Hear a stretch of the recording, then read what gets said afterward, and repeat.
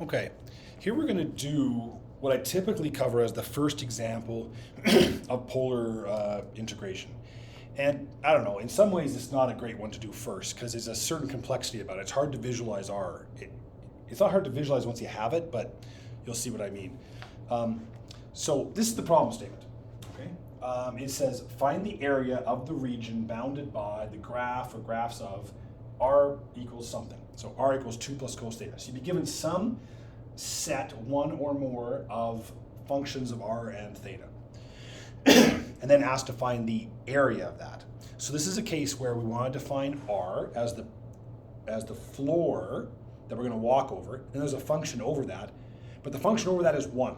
So that really we're just calculating the area of this thing. So in that sense, it's the simplest one, even though the function you're going to see that defines R is a little bit weird.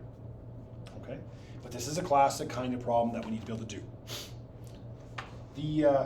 So we have R equals 2 plus cos theta. That looks simple enough. You'll find very quickly that visualizing these polar curves is harder than you'd think. Like even just R equals cos theta, if I say that, okay, I happen to know what that looks like now because I've taught this a lot of times, but R equals cos theta, what is that? I can tell you, it happens to be a circle of radius 1/2 centered at x equals 1/2. So it cuts through 0, goes out to x equals 1, goes up to y 1/2, y minus half. That's not obvious. You kind of got it. There's a way to figure it out, but you also sometimes have to tabularize these things. So R equals 2 plus cos theta is actually quite a funny function. So what you do when you don't know what to do, and I do it too, and I'm not going to go through this here, but it's in the notes in detail, is you create a table, right? Oops. All right, and so I did that. On the the theta column, I listed all the theta values from minus pi to plus pi. Then I calculate what cos is for each of those. Then I figure out what R is for each of those. And then I go, okay, well, what are the XY coordinates? And it allows me to plot this thing out. And what you end up with is this curve. It looks a lot like a circle, but it is not a circle. It's a kind of, I believe it's what you call a limiting form of not limiting form, but a simple form of a cardioid. That's what your first year calculus textbook calls it. I'm sure they're right. So you have to sketch this out, but you see it's got an extent of 4. It looks like a circle. It's got an extent of 4 in the x direction. So you're tempted to say, circle radius 2. But it actually goes more than plus and minus 2 in the y direction, number one. It's also compressed from this side. It's not I tried to exaggerate it here. It's not circular. It's got kind of squished in from this side and has a normal extent on this side. So it's pulled out a bit. So it's a bit bigger than a circle of radius 2. And that idea that it's a little bit bigger we'll use to check our answer at the very end, okay? But right off the bat, this thing should have something, pretty close to area of 4 pi, right? Because a circle of radius 2 is area of 4 pi. This should be close to that, okay? And maybe a little bit bigger, and we'll use that to check our answer at the end. Now, so what we have to do to execute this thing is I should take my glasses off, okay, this is what we're trying to do. Our area is equal to the integration, double integral over R, and this is R, of R d theta. So we're integrating a function that happens to be 1, and the volume of that function, height 1, over this area is what we're calculating. When the surface has got a height of 1, okay, that's the same as area. So this is what we're doing. So when we're doing an area problem, all the effort is in figuring out the limits of integration. Then you're just integrating r d theta. Okay, so I'm gonna write this slowly. First thing,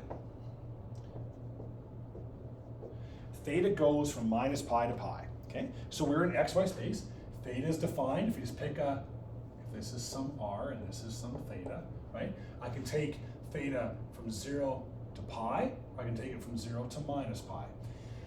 It doesn't matter, ultimately, whether you think of this as like 0 to pi and then 0 to minus pi, so in other words, the whole thing goes from minus pi around to pi, or from 0 to 2 pi. You'll get the same answer. Okay? The reason I like to go from minus pi to pi here is this thing is symmetric for minus pi and pi. If you put minus pi in here, minus theta, cos of minus theta equals cos of theta. So this function, this thing, looks the same for minus theta and plus theta. So it's symmetric about this line, okay? So I can actually make this 2 times the integral from 0 to pi, okay, which we'll do in a moment.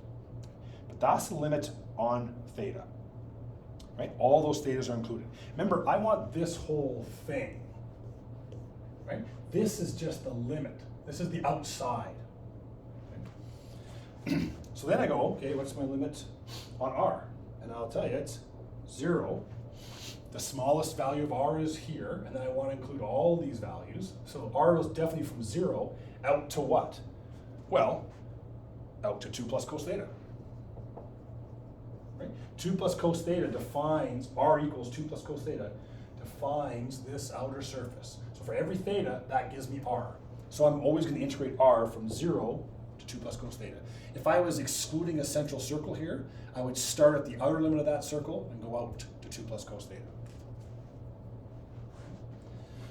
And then what are we integrating?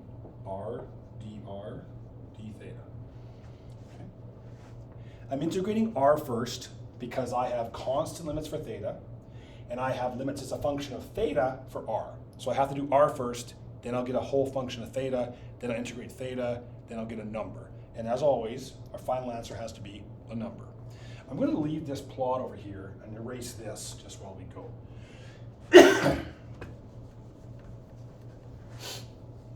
Okay, so I'll rewrite that guy 1 second. Okay, so and I'll do that thing. So I'm going to say 2 times 0 to pi of, and then I go 0 to 2 plus cos theta, r d theta. Okay, here we go. So this is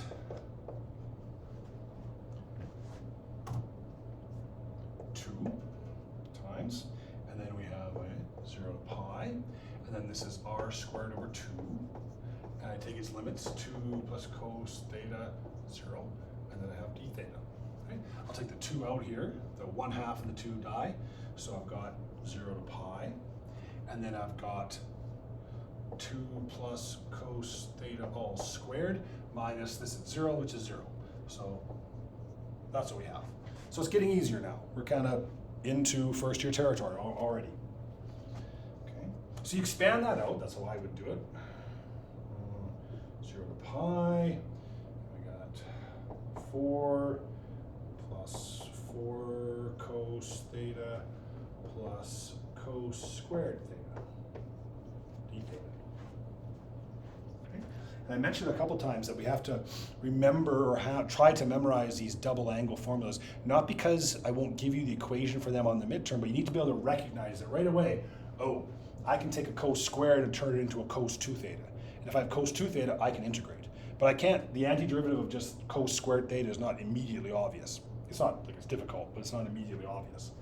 So we will write this as, right, 0 pi, let's keep this here. This is the same, and then we have 1/2 plus cos 2 theta. Okay, I'll do one more line, then I'll go back to the top. So this thing here would be, I guess, okay, I can take this little guy, we'll do one little simplification here for kicks. Okay, 4 plus 1/2, so that's 9 over 2 plus 4 cos theta plus 1/2 cos 2 theta. Now I have three separate integrals for sure. Okay. I'm just going to leave that at the bottom and just go way up here.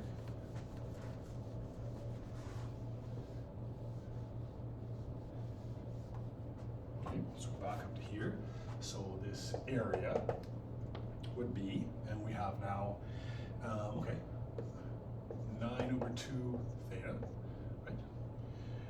And then this is 4 sine theta, and that is 1 over 2 sine 2 theta pi 0. it's 1/2. The antiderivative of cos 2 theta is 1/2 sine 2 theta. So I get this. Okay, so this is 9/2 pi plus 4 sine pi plus 1/4 sine 2 pi minus 0. Sine at 0 is 0. Sine at 0 is 0. Okay. Sine at pi is 0. Sine at 2 pi is 0. So this whole thing becomes 9/2 pi, which is 4.5 pi. Okay. So execution-wise, this is relatively simple. Understanding this curve is the hard part of this problem. And again, we would tabularize it and get as many points as we have to understand its symmetry and its extent. So then we set our limits on r, we set our limits on theta, and then we execute. And the execution part was quite straightforward. The last part here in terms of check to see if it makes sense. Remember I said a circle of radius 2, right, has area pi r squared. R is 2, so that's 8. Sorry, 4. 4 pi. And I expect this thing to be a little bit bigger. We got an answer of 4.5 pi. So that makes sense. I don't know for sure it's correct. It happens to be correct, but just that observation doesn't prove it, but it supports it. If I got an answer that was pi/6, I would go, that doesn't seem right, right? That thing cannot have an area of pi/6. It's got to be something like 4 pi, a little bigger. If I got an answer of 154 pi, or I got an answer of 128 square root 3, those would not seem right either. It should be around 4 pi. So this all checks out. Okay? That's the kind of thing, you don't have to do that every step, but when you're on your exam, there's no party or marks or anything for handing your exam in a half hour early.